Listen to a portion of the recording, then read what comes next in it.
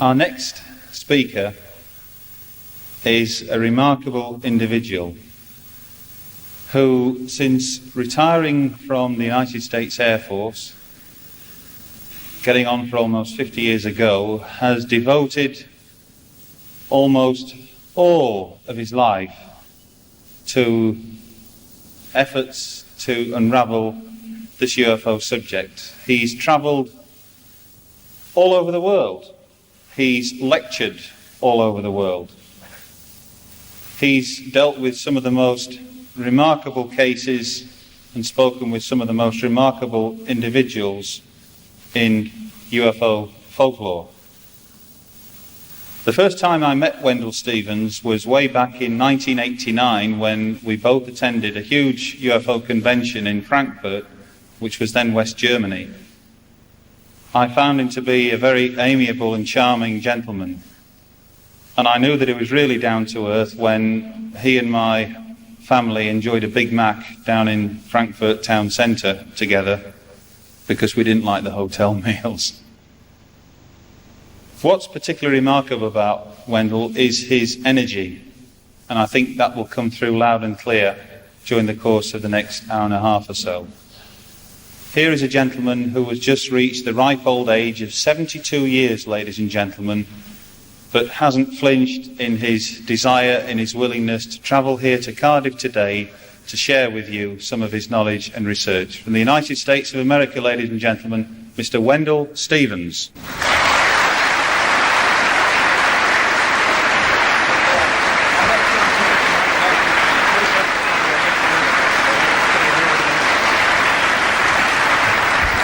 Well, thank you very much. I am extremely impressed by the audience here today. You know, I hold a conference in Las Vegas every year, and I bring in 20 to 28 speakers, at least 10 of them from other countries around the world, and I'm lucky if I could turn out a crowd of 300. You know, there's over 450 here, and they're all coming from one town. And I draw from the whole United States. And I don't know what that's telling me, but you certainly have a lot more interest in what's going on than our American public in the United States. I've been asked to discuss the Mexican UFO wave, which is the largest UFO wave in the history of the phenomena. We had a big wave in 1954 and 55 over the Iberian Peninsula, and that was quite spectacular. There were hundreds of reports. Lasted a little over a year into the second year. And then we had smaller waves after that in 1967, 72, 76, 78. There was a wave over the Adriatic. We were not getting reports from other countries outside of the Western world at the time, and so we were only looking at the waves generated in the Western world. And then when China opened up in 1979, and we made contact with the researchers there, we found that they had a very heavy wave in 1980 and 81. They had one in 80 and 81, but they had a big wave in the middle 70s that turned the Chinese people around. There was a time between 1947 when China was closed and 1979 when it was opened up again. There was a time in there when the Russians were serious advisors to the Chinese, furnishing much of their training and their military materiel. And the Russians persuaded the Chinese hierarchy to believe that the UFO phenomena was an American trick, and to turn all of the evidence over to the Russian cadres, and they would solve the problems. The Chinese did this for a long time, and it used to be worth a cadre's head to report a UFO case seriously because he was falling for the American trick. However, there was an underground of people who really knew, who were having the experiences, who were dealing with authorities at the lowest level. There were underground groups of students studying the phenomena. And in China, things developed a little differently from the way they did in the United States. The UFO phenomena grew under metaphysical students and an alternate lifestyle crowd in the United States. It was looked at seriously by scientists, but they didn't. They denied it. And they were persuaded to do this without risking their public careers.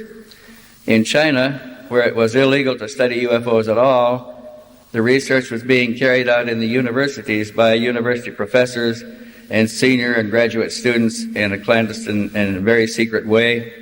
And they prepared and hand-copied journals that they circulated during the time that the country was closed. So we found, after it opened up and after we were able to get information from inside, that the phenomena that we considered to be a worldwide condition actually was. That the same things were happening in China that were happening over the Western countries, and we already knew that they were happening over all the oceans and the Arctics, both Arctics, and all the continents of this world. So now we are confronted with a new wave of activity that started basically in 1991, in July of 1991, with the eclipse of the sun in Mexico. And in preparation for the eclipse, the news people had stationed news crews along the path of the total eclipse shadow. They had them in Baja California. They had them under the Sea of Cortez, which is between Baja California and Mexico proper, even underwater cameras filming things, and then going across the country from Obregon to Mexico City and out over the Yucatan. There was a Mexican news team similar to our 2020 program. It's called 60 Minutes in Mexico, headed by a Mr. Jaime Maussan, who was their star moderator and research investigator. Had 3 teams out, one in the Sea of Cortez, one in Obregon, and one in Mexico City. His team in Mexico City filmed a strange object in the sky during the time of total eclipse. He went on the news with it that night over the local news station. They showed pictures of a gleaming object in the sky at the time of the total eclipse when all the rest of the sky was dark. This object was in a section of clear blue sky with white cumulus clouds around it, and it was just to the right of the eclipsing sun. They published that on the news program, and before the program ended, they had several calls from other people. Amateur videographers with their home video cameras had captured the same object, and they were sending copies to the television station. Those copies came in, and for the next morning news, they put 2 or 3 more sequences on from home cameras. That caused a flood of information to reach the station, so much they set up a separate team to handle it called, I forget the name of it. It was a separate group, I'll think of it in a minute, to deal with the eclipse information, and now it became UFO information. And so they began to respond to the communications. They put more on the newspaper, on the air, over the television programs. They published articles in the newspapers. They put pictures on the front pages, which we don't do in the United States. And the crescendo of the activity increased until they were getting scores of reports every day. And in 6 months, they decided to go on the air with a marathon television UFO program, planned to go 6 hours in sequence, back to back, starting at about 10 o'clock at night. They invited me down to that, and it was interesting because during the program we had many other reports called in. By that time they had accumulated over 250 video sequences, video clips, and they had over 120 photographs. We showed some of those on Mexican television. 2 events were filmed while the program was on the air. The program was so well received, and the switchboards continued to be lighted up through the whole 6 hours, that they canceled next program to follow and went a 7th hour into the program, which also resulted in another flood of information pouring into the offices of Televisa. We began working with them at that point to try to find out what sense we could make of all this, because the pictures were very interesting. They crossed the spectrum of UFO phenomena reported elsewhere. There were structured silvery objects in the sky. There were structured lights in the sky. There were amorphous lights, just balls, glowing masses of fire in the sky. There were big ones and small ones. Some seemed to emerge from water, and others seemed to descend into the water and submerge. And so we started collecting this information into a production that we later put out called Masters of Destiny, I believe it was, or something like that. It was a video production. The activity didn't slow down, though. It continued. And a year later, they put on another marathon program, just about a year on the anniversary of the first one. This time they invited a bunch of local investigators from all over Mexico. Each one brought his star investigation to the television station for presentation. And that program was so popular that they extended it an hour again, but they announced, at the extension, they announced that they would reserve a theater in town for the next day, which they had telephoned and arranged for, that had 1,100 seats in it, and that people that couldn't get through on the telephone lines to the station could come to the theater and ask questions directly to the people on the program. And they took us all down there the next night for a 3-hour program in the theater starting at 7:30. We got there at 7 o'clock. Actually, the station checked at noon to see how things were going, and all the seats were sold out. 1,100 seats sold. And other people were trying to buy tickets. We went there at 7 o'clock. The seats were all occupied. Others were trying to buy tickets. There was about 800 people outside of the theater milling around trying to buy tickets. And when we went inside, they pulled the doors off the theater and let themselves in. Now that's interest. That's the kind of interest they get in Mexico. And those tickets were $15 a head, and that's a lot of money in Mexico. So the Mexican government does not suppress the information as ours does, and maybe yours too. They publish leading case reports on the front pages of their newspaper. They review cases in their magazines, and they also put them on television.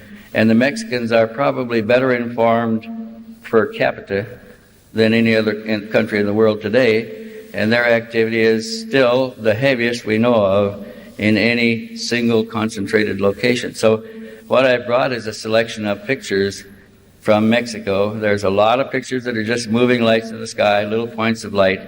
A lot of pictures are not very clear. They're always taken, or almost always taken, with cheap cameras under poor conditions of lighting, with motion, with cameras that have slow speed shutters. But we can still pick out of that group, we can pick out quite a few very interesting pictures. Now, we'll go through these here in one by one here, but this is a map of Mexico here, and the area of activity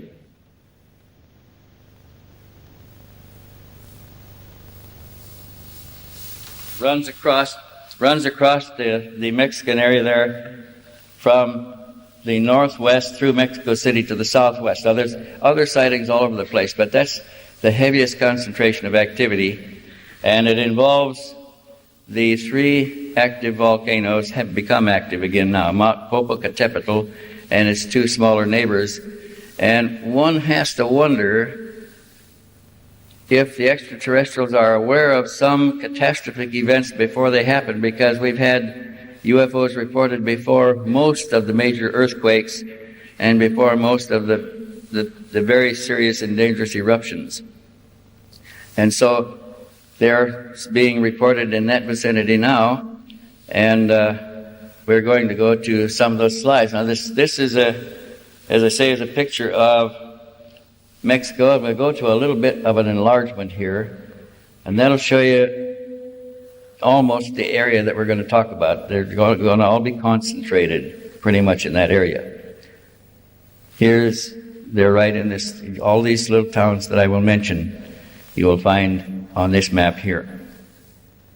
Now this is a picture, to give you some comparison, is a picture of the moon taken with an ordinary 35 millimeter camera, and that's the size you see the moon as. So using that as a kind of a yardstick, anything that's bigger than the object, well, thought I had the pointer, but I guess I didn't. Anything that's bigger than the moon rising over the sand dune there is going to be visually bigger than that to the photographer when he took the picture. This first picture now is kind of a lead-in to the events that started in 1991. This one was taken on the 31st of March of 1978 at Monterey, New Mexico, by Mr. Francesco Rivera, riding his motorcycle back to work from a photo assignment for his newspaper. And he stopped at a red light, and before the light changed, the man behind him started honking his horn and waving his hands, and he looked back, and the man was pointing over his head, and he looked up and saw that. So he unstrapped the camera on the back of his motorcycle and got that picture before the light changed. Well, the light changed and he blocked all traffic, but before it changed again, and the thing flew away. That was in Monterey, Mexico. This one was taken over El Chico, Hidalgo, in the summer of 1978 at 2 o'clock in the afternoon.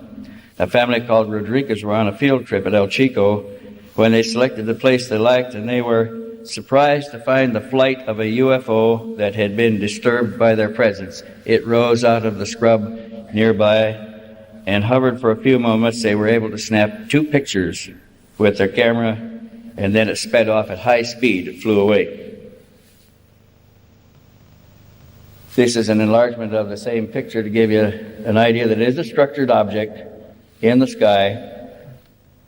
This next picture was taken over San Luis Potosi, Mexico, on the 19th of November 1979 at 10:30 in the evening by Mr. Luis Lozano Andalan, and his nephew had gone to the church to take pictures at night. And they saw this object hovering in the sky in a position where there was no moon. Now, if you remember the comparison we had, this is at least visually twice the size of the moon. So they took pictures of that, and it flew away. And then the nephew saw another object in the sky, 2 objects together, over a distant part of the city, and he turned his camera and snapped this black and white picture. This next one is the beginning of a series taken in Culiacan, Mexico, in 1979 in the early morning.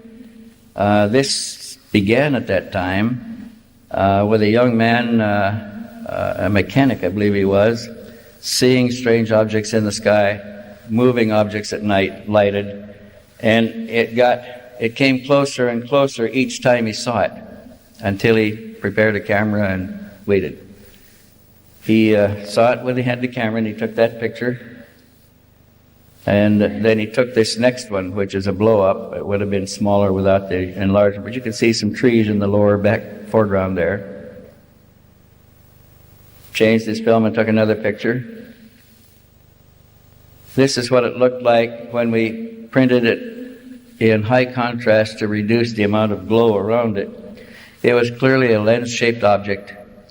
It was a glowing mass. If it was structured, the structure was underneath the corona there.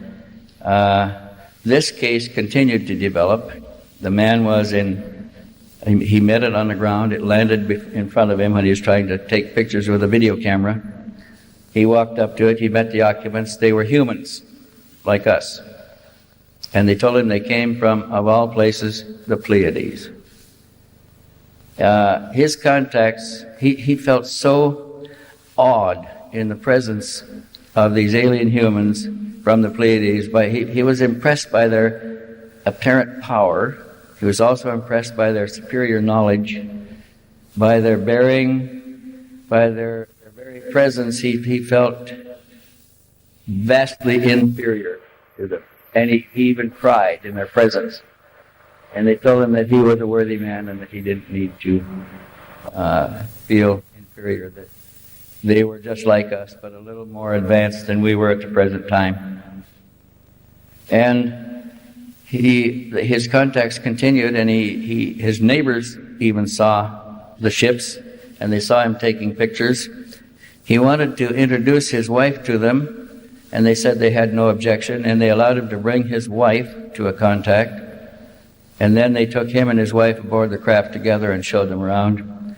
He had a 12-year-old son that was terrified of the craft and the events, but he finally got it. Now the principal contactee and his wife and his 16-year-old son now meet these individuals from the Pleiades.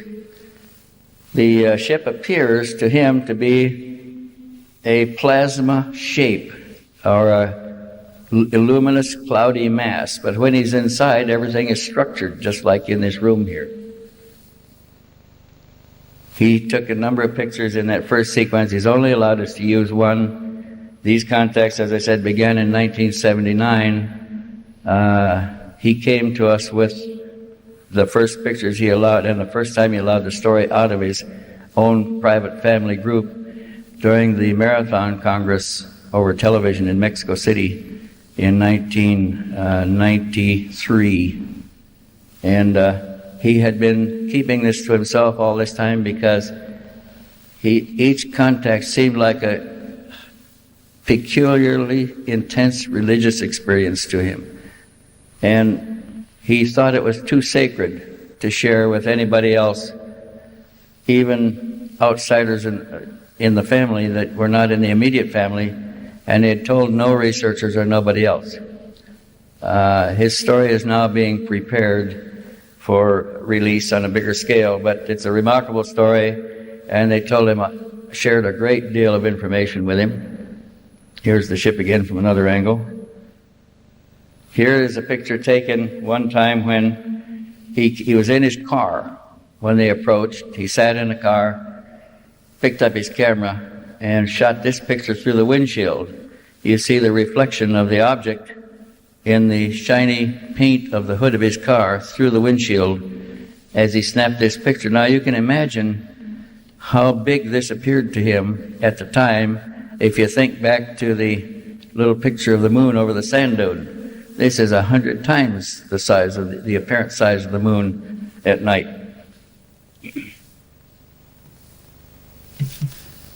Another picture from the same series. Another picture. Here it hovered overhead, and he took a bottom picture of the object, revealed some detail to the bottom that is similar in some respects to the detail from the bottom of a craft photographed by Ed Walters over a Gulf breeze some years ago. Here's a picture taken by a friend of a man, and his wife and child were going across Chicosan Reservoir near Tuxtla Gutierrez on the 21st of March, 82, to have a picnic on the island. The island was famous for its scenic beauty and for certain vegetation that grew there, and they were going to have a picnic at that point. A friend wanted to take a picture of them before they boarded the boat, the launch, and this thing was noticed in the sky, appeared in the same picture. Here's a picture taken over Palenque, Mexico, on the 21st of March, 1991. Now remember, this is still part of the build-up to the major events that began with the eclipse. This was taken by young Alejandro Autry, walking near the pre-Columbian ruins of Palenque, when he unexpectedly encountered this object moving from behind the trees, moving from his left to his right as he took the picture. And he only got the one picture, and by the time he overcame his surprise and prepared his camera to take another picture, it zipped away at high speed and was gone. This next picture was taken over Puebla de Los Angeles by a young man who declines identification, and we call him Louis N. This was taken in May of 1991. Young Louis N. was in the habit of waking up in a reverie state. Between sleeping and waking, he would hear voices that would tell him to go to a certain part of his small city of Puebla de Los Angeles. It's probably no more than 20,000 people at the most. And he would take a cousin or a friend or a relative because he never wanted to go alone. And he would go there, and as soon as he arrived and got out of his car with his camera, the object would appear. And then he noticed that the object did not fly in from anywhere or come from anywhere. It seemed to be coming straight at him, straight on, until it was a full structured object in front, moving slowly that he could take pictures of. And it seemed to go away so fast it just shrunk to a point and disappeared. We've had these kind of reports over the history of this phenomena, this apparent high-speed approach and then high-speed departure that looks like a spot grows suddenly to full scale and then dims down and goes away again. And he finally concluded that they're not coming from anywhere in a linear sense, as you and I think of travel, that they isolate a point in space and then begin to emerge from an other reality until they're fully dimensional in our own space-time reality. And they interact with him and the objects around them just like any other object in our field of living. And when they leave, they transcend the same way. They just start to shrink and become vaporous until they're a little point that disappears and is gone. Now, this is a little bit new to our science of physics because we don't know exactly how this happens. But this is not the only case. It just happens to be a representative case in Mexico of this kind of phenomena. And this young Louis N. has taken 6 series of pictures of these craft involving 4 different spacecraft in the series. Here you see it over the airport control tower at his small town there at Puebla de Los Angeles in Puebla State of Mexico. And here you see it's a little closer, and he's shooting over part of the tower building. Remember, it's a very small town, a small airplane, only got one building on the airport, and that's it. And the object is hovering right over the control tower. Here's a blow-up of it to give you an idea of what that one looked like. It's a structured object that is reasonably similar to one of the pictures taken by Edward Meier. And this man never heard of Edward Meier. So he had his cousin with him, and he asked his cousin to take a picture of him in the same scene with the object, and he went and sat on a cement wall there while his cousin stepped back and snapped this picture. That's Louis N. from the back of his head. This picture was taken over at Atlixco, Puebla. This is the 7th of July now, 1991. The eclipse is going to happen on the 11th. 4 days before that, at 8 o'clock in the evening, 4 judicial police. We call them U.S. Marshals in our country.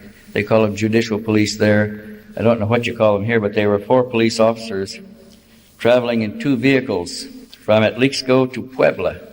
Puebla is the capital of Puebla State.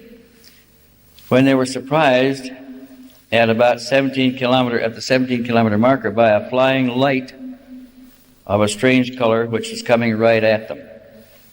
Then the light stopped, gave a turn, and flew away toward the mountains. The mountains are Mount Popocatépetl and its 2 smaller neighbors, volcanic mountains. The comandante of the team ordered Pepe, their official police photographer, to get a picture of the object quick because they thought it might be contrabandistas. And he wanted to get a picture and then try to develop it out to get the number of the aircraft so they could trace it the next day. Pepe snapped the one picture and it quickly flew away. He developed it out and brought this back to the chief of the team at the judicial police headquarters there in Puebla. And the police officer says, "What's this?" And the photographer says, "That's what I photographed last night." And nobody could explain it. It's an object apparently with windows around the side. Certainly doesn't look like an airplane. Doesn't look like a balloon. It flew at high speed. It stopped and hovered, moved at slower speeds, then speeded up and zipped away. But that was the first picture taken of this object in this UFO wave. There's another picture. It's another print of the same thing. It's a little denser to allow you to see the windows a little better. Now the next picture was taken. Okay. This is the beginning of the eclipse of the sun pictures. This is one of the first ones taken at Ciudad Obregón on the 11th of July, 1991 at 13:25 by engineer Pablo Hernandez Trevino. He snapped a number of pictures of the eclipsing sun, and he got these images, if you can see the object in the picture there, with it. I think there's a small object that moves around it.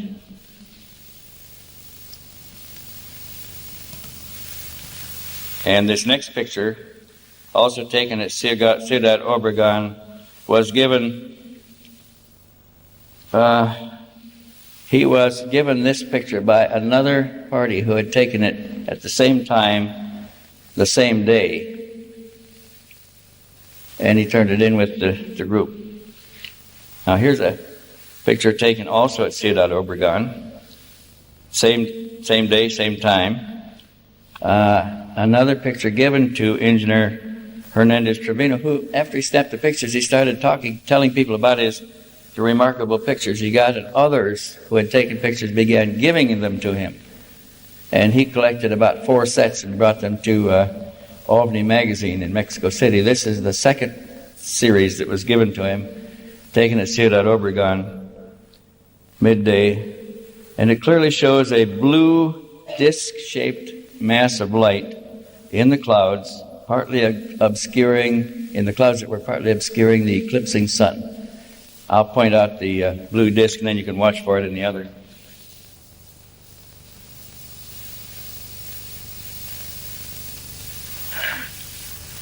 This blue disc of light changed position with respect to the eclipsing sun as the eclipse was taking place. So you can see it's a little higher. And here you see it's still a little higher. And then that's the end of that one. There was a 4th set of pictures also brought to Mr. Hernandez, and this is the first one taken at the same time in the same place. Set of 3 pictures showing a reddish ball of light in the sky in the direction of the eclipsing sun.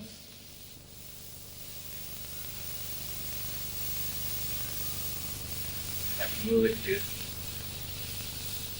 be sure we can find a small red ball right here.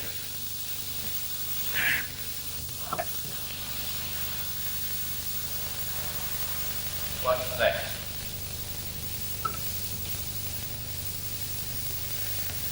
That changed position during the eclipse of the sun. There's even a 4th set of pictures that came out of that series. This is not Obregón now. This is Mexico City, taken by a newspaper delivery man in the south part of the city. Was watching the eclipsing sun when he saw another light come in from below, and he aimed his camera at the sun and captured this anomalous radiant object as it approached the apparent position of the sun. There's number 2. Here's number 3. You can see that it's moving with respect to the sun. I guess I only put 3 of them in there. This next one was taken at Ciudad Valles, San Luis Potosí, on 12th of August 1991 at 3:20 in the afternoon by a friend of this family who was taking a picture of the wife and captured a glowing orange-yellow ball of light surrounded by a red corona. The photographer did not see this at the time.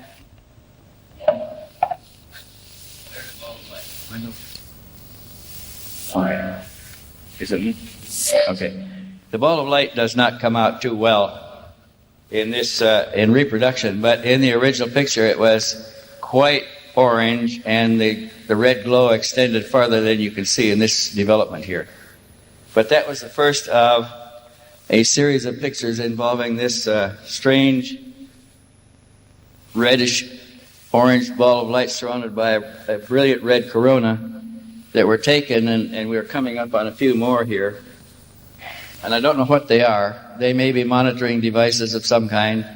They may be sondes. They may be almost anything. But I'm doing this in sequence now to try to keep the thing in a little bit of order. We'll come back to some more of those red balls of light, but this picture is the second picture of what appears to be the object photographed by the judicial police officers. This was taken at Zacatelco, Mexico, in September of 1991. This is now July to September, 3 months later, and the object is at a different orientation so that the windows appear to be horizontal to you. If the object tilted down in your direction, you would see that it had the same curve as the other ones. This was taken during the development of the wave by a man who declines identification in this case, and he delivered this to the group at Televisa that were collecting the information on the wave. Here's another picture in the same series taken by the same man. I think there's only two there. But there was another picture taken. Let me back that up. That was a third picture. Here's the one taken by the man that desires anonymity. And this is a third picture of the same object taken actually at a different time. This is 31 October 1991, taken by Dr. Carlos Perez and Professor Olkeen, both of Zacatelco, who saw this object flying at low level over the city, got out of their car and took this one picture of the object. And again, it resembles the one before this, taken at the same place, and the one taken by the four judicial police officers. If you tilt it, you'd have very much the same image.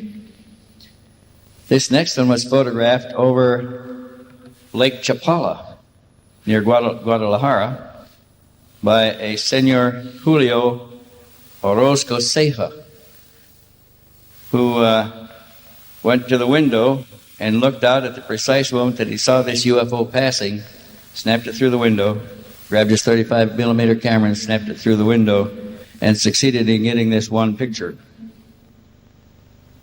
The interesting thing about this picture is the shape and size, and there were 4 visible light spots around the dome here, just above the rim flange on this picture, making the image identical to one that was photographed over Iran about a year before this. This object was seen by other witnesses who did not get pictures of it to emerge from Lake Chapala and fly away. Other witnesses had reported seeing it approach Lake Chapala, descend at a steep angle, enter the water without a splash, and disappear. Lake Chapala is only about 300 feet deep at its deepest point, but the residents that live around there are convinced that the object has some kind of an operating base under their lake. Maybe we can see the light spots around the dome here a little bit better here. Can you make them out right there? This is a developing flaw. The light spots were around the rim right there. And this, the one photographed over Iran, had the same light spots around the dome. There's the one that was photographed over Iran. It's a reversed image. That's a negative image of the same thing, but if you saw it reversed so that it was black, in a light sky, you'd have almost an identical image. Okay, this next one looks very much like one of the ships photographed by Edward Meier. in Switzerland. The one that photographed over in Iran also was in 1991, by the way, just a few months difference. This one was photographed over Tulancingo in Hidalgo State of Mexico on the 15th of June of 1992 at 5 o'clock in the afternoon. Senor Hector Carranza heard a strange sound and looked out and saw this object in flight over his home. He snapped 3 good color photographs of it before it got away. A similar object was photographed by an airline pilot. We haven't been able to get the picture yet. This is another of Mr. Carranza's photos. And a third one with a lower visual angle of the bottom. There's a crop of the picture showing that it has the typical 3 hemispherical structures on the underside and a pronounced cupola on the top of a biconvex metallic object. This, there's a greater enlargement if it helps any. This next picture was taken over Puebla, Mexico, again by a Mr. Hugo Perez. And I believe we have another one of these red objects. Now, here again, in reduction, you always lose red in reproduction.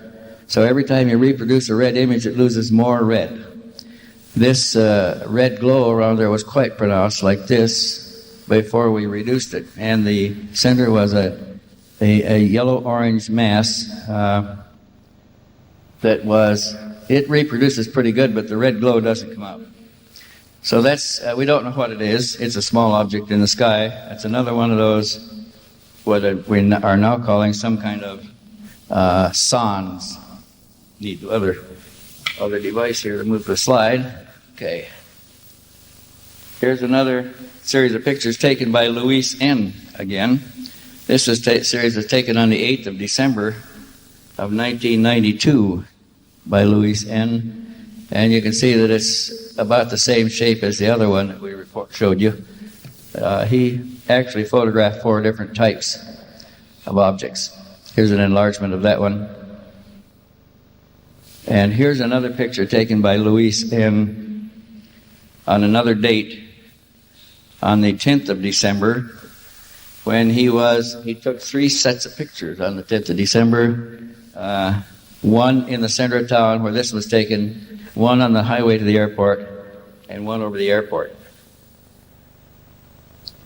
This is an enlargement of the same thing. You can see that it's a slightly different type from the one before. It has a higher dome, no hemispherical spheres on the bottom, had a row of glowing lights around the rim flange. Here's one taken over Teotihuacan, and I always have trouble pronouncing that. Teotihuacan, Mexico, on the 15th of January, 1993, 4 o'clock in the afternoon, by a Dr. Eduardo Garcia Covarrubias on vacation with his family at Teotihuacan. They took 6 pictures of this object moving about over the city. Here's another picture taken over ruins, a famous site there. This was taken by the son of a family that had gone on vacation. They don't like their names mentioned, to the pyramid, and the family is climbing the pyramid there, and the son tried to get a picture of them climbing. He's a 12-year-old boy holding a camera, going to get pictures of the family going up. He got this picture, and here, again, is the luminous yellow-orange center surrounded by a glowing corona, red. We don't know what that means. We don't even know how big this one was. It showed up large in the photograph, just like you see it there. And then the family came down from the pyramid, and they went on to something else, doing something else, and he snapped another picture over another feature of the ruins in that center there, and he got another object, different from the first one. And we don't know what that was. This picture was taken by the father, or stepfather, of Hilda Martinez, who had gone up on the roof of the house to water some plants up there. In Mexico, they grow vegetation, plants and gardens on the roof of the house. She'd gone up to water the plants on the top of the house when she saw this object hovering over their garden. And it was not very big. It was she estimated it to be about 8 to 10 feet in diameter. That's not big for a UFO. And it was very close. And she went back down the stairs screaming for her stepfather to come up there. He was inside. He grabbed a camera and went back up with her in time to get this picture and 2 more before it flew away. Here's the second one. Oh, I didn't put the third one in here. Okay. This next one is a very interesting one again. It was taken at Ocotlán, Jalisco, Mexico on the 24th of April, 1993 at 6 o'clock in the evening by a photographer by the name of Lopez. And there had been a number of reports of objects like this over the city of Ocotlán, which is near Lake Chapala and Guadalajara also. And he had seen it himself, and he'd seen it twice. And he noticed that it was always either early in the morning or late in the evening that he saw it. So he began carrying a camera with him when he went to walk his dog. And he was on the skirts of Mount Chiquihutilo at 6 o'clock in the morning when he saw the object finally again, and he is prepared. He has his camera with him. It was hovering in the air some 50 meters away. He raised his camera and snapped this picture, rolled the film, and got another picture. You see the lights around the dome are changing. There's different ones illuminated here. Here's the first one again. We have one dark window, if they're windows. Then the lights moved around. We have more illuminated. It looks like a dark one is on the left side here as you look at it. He got another picture with 2 lights, windows out, whatever they are, and one from the bottom looking up before it flew away. This is the last of it as it was leaving, and he got a final shot of it. There's an enlargement of the one with the 2 windows out.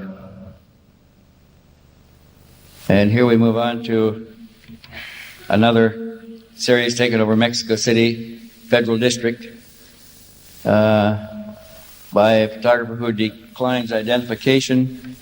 And we'll move on because I want to get to this next one, which was very interesting because they were on their Mexican independence holiday, and a squadron of F-5 jet fighters was flying parade formation for the audience below.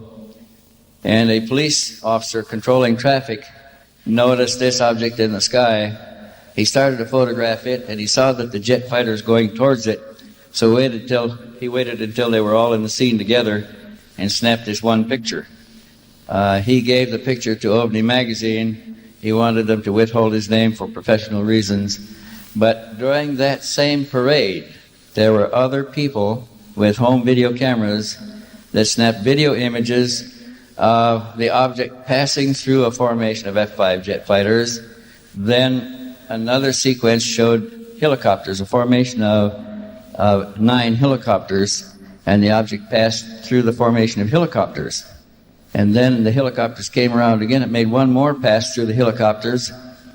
Then one of the jet fighters was detached from the formation by the flight commander and sent to chase the thing off, and he headed towards it. He was going to try to get a closer look, and the thing speeded up and went up at a very steep angle and disappeared from the sight of everybody. The jet fighter looked like it was standing still as the object outdistanced it, climbing away. This one was photographed in Colony, Santa Barbara, Corregidora, on the 24th of October, 93, at 6:30 in the evening, showing this picture was taken through the window of this gentleman's home as he was looking, Mr. Martinez Cabrera, and it flew away, but another object appeared, a dark object, and he snapped a picture of it.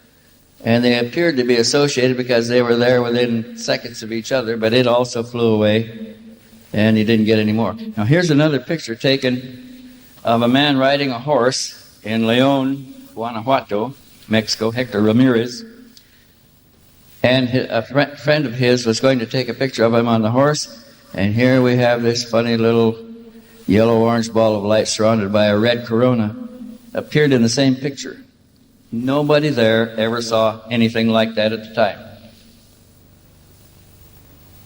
Here's another one taken from over at Lixco, Puebla. At Lixco is where the 4 judicial police officers had their experience and photographed the object. This man had heard so many stories of UFO reports that he went to Lixco with his own camera and was going to sit there and wait for something to happen. He got there and pitched a little pup tent and get ready to wait them out. And he no more than got the pup tent erected and got his camera ready when he turned around and saw that object hovering between him and the lower slopes of Mount Popocatépetl, which is out of the scene to the right there. Here's an interesting one. This is at Zitácuaro, Michoacan State, taken on the 10th of February, 1994, 5 o'clock in the afternoon. A man who declines identification living there in the area saw this metallic disc-shaped object hovering over the reservoir, got his camera ready and snapped a picture. It hovered for several minutes, and then it went out over the middle of the reservoir, began a steep descent at about a 45-degree angle, entered the water without a splash, and disappeared. We, in the investigation of that case, we looked for other witnesses, and it turned out that almost everybody that lived around the reservoir had seen these objects at one time or another, either in the air, hovering, moving, going towards the reservoir, coming away from the reservoir, and they turned up at least 4 people who had seen it visibly enter the water and disappear, or come out of the water and fly away. So one might conclude that there is some kind of a facility underwater in the reservoir. It's a fairly deep reservoir, but it's not over 100 feet deep. And those events have happened. There are several series of pictures that have come from that area and that same reservoir. Here's a man who lives at Ocotlan, again, Jalisco, near Guadalajara, who had seen this object several times before this, and he was riding in a station wagon in the back with other people when they saw it again, and it was following the station wagon. And he says, "That's the same thing I saw before out here." He said, "Stop the car, I want to get out and take a picture of it." He had his camera with him. He was going to Mexico City. They stopped the station wagon, and he got out to take this picture. He snapped 2 more. There was another station wagon stopped on the other side of the highway, and he took a picture. One of the pictures showed a little bit of the other wagon in the picture. If we have the whole picture here, we'd see more of the station wagon. But there were other observers stopped watching the same thing at the same time as he snapped the picture. Here's another print he snapped 2 pictures, this second picture. Here's another photographer, entirely different from Jose Perez, that snapped the one over the mountain, the one with the lights all around the rim. This was taken near Chilcota, Michoacan province. Michoacan is the province that holds Guadalajara and Lake Chapala. This is Senor Gonzalez. Was able to take one photograph of this object, which he observed for himself. He knew nothing about the other set of pictures that were taken, never heard of them, but this is the one that he saw and photographed, and he turned it over to the group of people at Televisa that were collecting the pictures of the event, making up a history of the wave. Here's a picture that was photographed over Ocotlan, Jalisco, an object in the air by Alejandro Bacol, who was aboard a small aircraft when he encountered this object at 5,000 kilometers altitude in the sky. Snapped this one picture of the alien object from his airplane in flight. Here's another picture taken at Tegucingo, Puebla, Mexico, by Hector Ramirez and his daughter and her boyfriend. They were driving in a car, and at a place between Acatlan and Puebla, the boy wanted to stop to relieve himself. And the girl wanted to fool him by pretending to take his picture as he was behind the tree here, and she quickly aimed the camera, telling him she was taking a picture of him, snapped it, didn't see this, but this came out and they developed a picture. The boy's behind the tree and the car's parked over here on the side of the road. Another one of those strange things, which means that the phenomena is real, or very likely real. We still don't know what it is. It may be some kind of a sonde or some kind of an investigation device or a perceiving device, perhaps. We have many reports of these things. They come in this goldish orange color with a red corona around them. Some have had a green corona around them. Some of them are green luminous balls of light. Some are blue. They've been observed to come through walls into a room, interact with the people there, and go through the walls and disappear again. It's fairly commonly reported in this society here. Yeah, we can change the carousel now.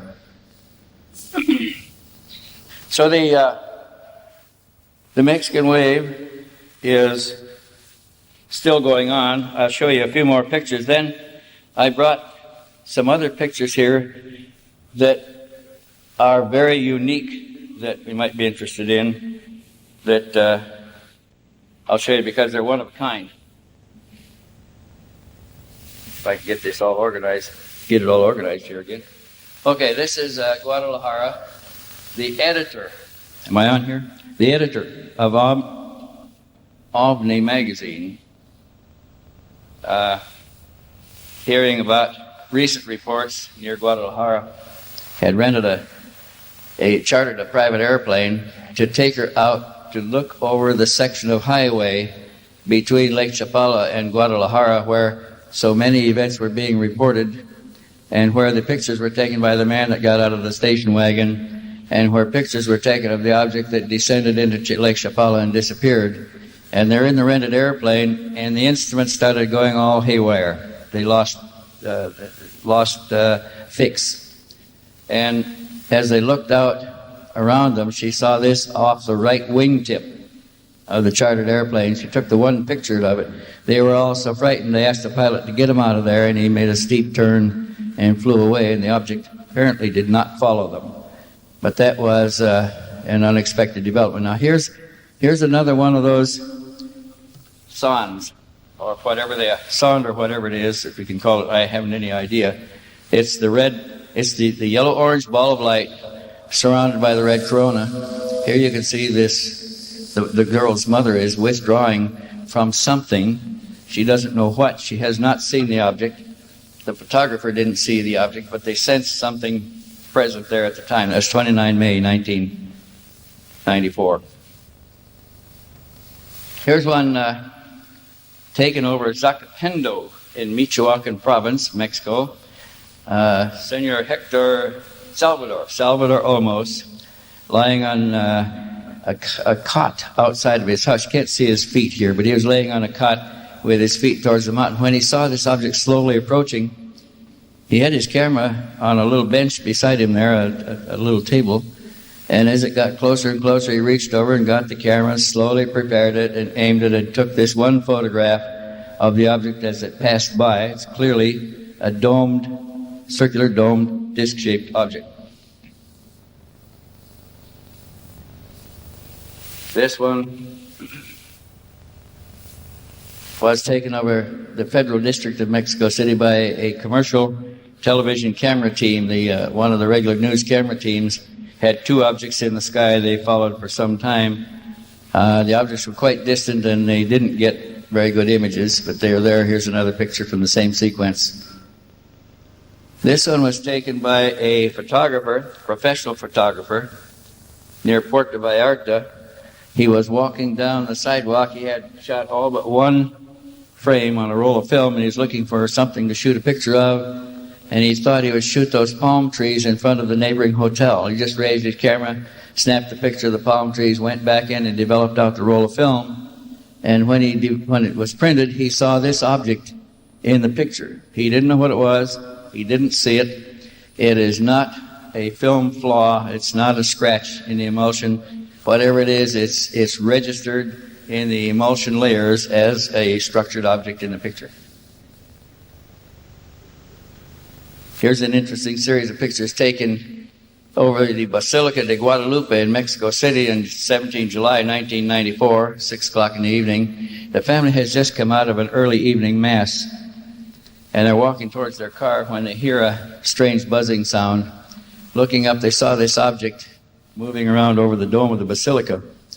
And they had a young man with them who had a camera in the car, and he went and got it and came back and started taking pictures. He snapped the whole roll of pictures of this object maneuvering over the top of the Basilica de Guadalupe in Mexico City that evening. Remarkable pictures. Strange object. It's not a weather balloon. It's nothing that they could account for. Now, this is an interesting picture from the series down there of it was taken at Camembaro in Guanajuato, which is near Mexico City, by young Arturo Romero's father. The boy his father was in the house doing something, working at something. The boy was out in the yard, and he saw the object again. He had seen it a number of times before, and he'd reported it to his father. And he said, Father, my friend is out here again. Get the camera and come take our picture. And the father took the camera, went outside. The boy was standing in the yard. The object was hovering over his shoulder, and he snapped that one picture with his young son and the UFO in the background.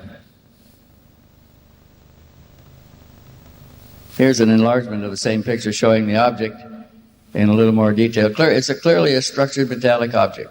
This picture was taken at night at Acambaro, Guanajuato, by the same father who had taken the picture of the boy, but this time the father saw the object in the sky at night, and he took this picture of it, and it developed out on the same roll of film. But this one he clearly saw as he snapped the picture also. Oops, got it wrong. This next picture is from Zitácuaro again, which is the reservoir at Michoacan. This is an entirely different series of pictures from the one I showed you before. This is going to be a series of 3 pictures of the same object that comes out of the water, flies around over the big reservoir there, and goes back into the water again. There's another, that's number 2. I think we got 3 pictures in this series here of that object. Now, this next picture was taken over Hidalgo, Michoacan, which is not too far away, by Jaime Cardenas when he and 2 neighbors saw the object, and he went in and got a camera and came out and took the pictures. This one it's another one of those pictures showing the small red, the yellow object with a red corona around it. Some kind of a sonde, we believe. Here's one taken that also came out of a reservoir and went back into it. This is at Metepec.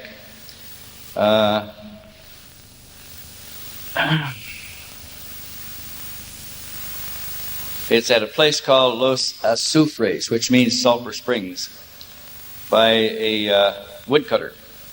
And there had been a number of reports of unusual activity in the area. And this man had taken a camera to work with him, and he saw the object in the sky and was watching it when he saw a truck come down from the hills that had a load of wood on it. And the police guard on the truck jumped off and asked to see what he was doing there, saw the dark object, and he handed the camera to the police officer who was a forest guard, who took the pictures for him, took 4 pictures on the man's camera, gave it back to him. There's number 2. Here's number 3. Oh, that's a different one. Okay, I didn't put the 4th one in. All right, this one was taken over in Monterrey, Mexico, in 31 March 1978. I just put it in here because it's another unusual one. And we're getting down to the unusual pictures that I wanted to show you, taken by UFO observers. This is El Chico, Hidalgo, Mexico. A family, Rodriguez, on a field trip, saw that. This was taken at San Luis Potosi, Mexico, by Luis Lozano Andalan and his nephew. The interesting thing about this one is it looks like it's almost transparent, but it's reflecting light from it. It's a semi-solid structured object, I guess one would have to say. And I have one here taken over Culiacan recently by Carlos Diaz, who saw this big luminous object in the sky, and he began to photograph it. And he got 2 pictures. This is from the television. Oops, I'll back it up to give you a little better view of that. This is from the television reproduction of the picture that appeared on Mexican television. There it is. Okay. This is just a moving light at night, an object. There's a lot of those. There's a lot of these small dark objects in the sky. This is an interesting one because it's hovering right over the central communications antenna of a major communications system for Mexico City. And the man snapped a picture of it as it hovered over the central. Here's another picture taken at the same time by the same man of a similar object. And here's one that was just recently photographed in 1995 near Mexico City by a man who took this picture. You can see that it's a circular object with some kind of luminous phenomena underneath, a dome on the top. Here's, okay, we didn't put the second picture in. Now, here's the strange pictures coming up. This is apparently a moving ball of light. The photographer did not see this one when he photographed it. This was taken over Mount Rainier. That's Mount Rainier in Washington State that is now swelling, and the seismologists say it's preparing itself for a major explosive eruption. This picture was taken by an Italian scuba. He was an underwater photographer off the Azores Islands looking for underwater scenes on assignment. He went down about 7:30 in the morning. He came up about 8 o'clock to look around, to go back to the ship and get ready with his gear, when he saw this object hovering just above the wave tops. And he had a small 35 millimeter camera with him, and he snapped that one picture. Then he dove under because he didn't know what it was, and it was about 5 feet in diameter, looked pretty big, and it appeared threatening, and it was low overhead, and he went underwater to swim away from it and come up and get a better look. And as he was swimming away, he looked to the side, and he saw that it's now underwater with him, swimming alongside of him. He went back to the surface. It came to the surface with him, rose into the air, and passed over his head. And he snapped this picture, looking at it from the underside. And he said he could see what looked like a small television screen in the bottom that had images changing on it. Now this began in the air. It followed him underwater, followed him to the surface again, got back in the air and hovered over him. It's an object that is clearly trifibious. It could fly in the air, it could move on the surface and move under the surface. Really a strange object. Here's a picture that was taken by a motorcyclist going from a ski resort to his home in Colorado. And he saw this phenomenon, and he stopped and unsnapped the camera from the back of his motorcycle and took this one picture of clearly a structured, domed, circular object shooting lightning strokes from there to the ground. The next day, a forest fire was reported in the area that got so big before they got it out, it killed 3 firemen putting the fire out and burned hundreds of acres of timber. This is an old picture taken over Diamond Head, Hawaii, way back in the 50s. First color image of what we've seen. It just turned up recently. Oh, okay, here, I put a couple of these in here. I've had questions asked about Gulf breeze, what's happening now. And this is from a recent set of pictures that were delivered anonymously to one of the researchers in the Gulf breeze area by a man who said that he was a tourist from Florida, or from Alabama, that had seen this event, taken the pictures. He didn't want to be identified. He didn't want his name known. He sent the negatives and the prints, the first prints from the pictures to the researcher there. We have no information other than that. We don't know how legitimate they are. It's a very interesting and beautiful picture. 15 minutes after the sequence with this B-1 bomber, it is, 15 minutes after the sequence with the B-1 bomber, a helicopter entered the scene, photographed by a second group of people at a convenience store along the beach. And this is one of the pictures from that series. The object appears to be the same object. The craft are different craft.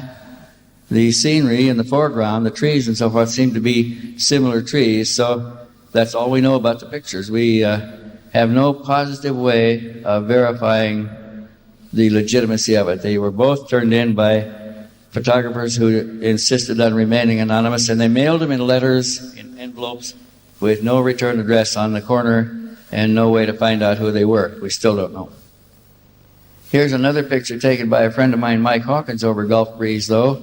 And this object first appeared high in the sky as a little dark object, just a little dark object moving in and out among the clouds. He snapped 3 pictures of it that way, went in, laid his camera down, and washed up for supper. And as he was washing up, his wife called from the kitchen and said, "Mike, they're out here again." He went back, grabbed the camera, and went out and took the rest of the roll, 8 pictures of that object maneuvering over his house in Gulf Breeze. It's clearly a circular, structured object with a semi-transparent or translucent dome on it. This next one is a series of pictures taken. We've got that one upside down. I knew I'd bound to do it. This is a picture, if you can invert it in your mind, of a dome disc in the lower left-hand corner, which would be the lower left-hand corner, and a stealth bomber making a pass on it. Maybe we got one right side up here. There, the stealth bomber is passing now, and you can see that it was coming around, taking a look at this dome disc, or apparently taking some kind of reading on it. And then the stealth bomber circled again and then flew away. Here's another picture taken by Ed Walters. This is from a television screen. He took it on a television camera, live television, of an object that he watched moving over the water, coming towards him. And then he saw an F-14 jet fighter apparently vectored in on the object by air traffic control, and it's now passing between Ed Walters' video camera and the object. You can see that they are eclipsing each other. The jet fighter is this side of the object, and the object has to be at least as big as the jet fighter. The jet fighter is 76 feet long. That's one of the recent ones taken by Ed Walters, and that concludes the photographic images. And I would, at this point, be willing to take any questions on any subject that I'm familiar with. I know that you all know that I've done a lot of research on the Meier case and a number of other cases, and we can talk about anything that you have in mind. This was the picture show presentation for this particular meeting this time, so let's go on from there. If somebody wants to turn up the lights out here. And how are we doing on time? We're doing fine. Okay. If you want to wrap this up, to do the questions a bit later. Oh, okay. You want to do that? We'll show the people the video footage that we're going to show them earlier. Oh, okay. You want to do that? Go ahead. Ladies and gentlemen, Wendell Stevens.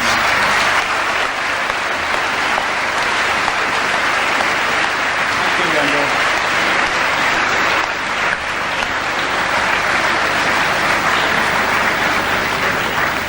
Thank you, Wendell. We will